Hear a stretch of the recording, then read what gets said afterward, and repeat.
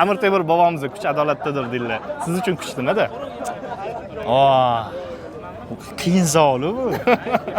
Va ko'pchilik pulda deydi, ko'pchilik rostdan ham adolatda, haqiqatda deydi.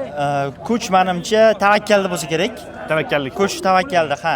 Chunki sabr qilish yaxshi albatta. Sabr qilib kutish kerak, Xudodan so'rash kerak. Mumkin demoqchisiz, sabr qilib. Sabr qilish kerak, to'g'ri, lekin baribir Xudodan so'rab yaxshi niyatda bosish kerak, tavakkal qilish kerak. Chunki men o'zim tavakkal qilgan insonman. Misol uchun men teatrda ishlashim mumkin edi, lekin men teatrda ishlamadim. O'zim ijod ko'rdim, ya'ni ijtimoiy tarmoqlarda bu juda ham katta tavakkal, katta risk. Men manfaatli, foydali kontent qilishga harakat qilaman, pulni o'ylamasdan. Ya'ni faqat ijod uchun yonini kerak bo'lsa sarflab kontent tayyorlayman. Sifatli bo'lsin, ko'rgan odam maza qilsin va mana 3 yilda boshlaganimga 3 yil bo'lgan bo'lsa, endi nasib bir haftalarda 100 mingta bo'lamiz. Va bu hammasi yig'ib kelayotgan auditoriya menga sodiq, meni hurmat qiladigan va fahm farosatli, saviyasi baland bo'lgan yaxshi auditoriya. Bu sadoqatli do'stlarim bilan Xudo xolisa ko'p marralarni zabt etamiz. Xudo xolisa bu mehnatda anaqasi mevasi deydi.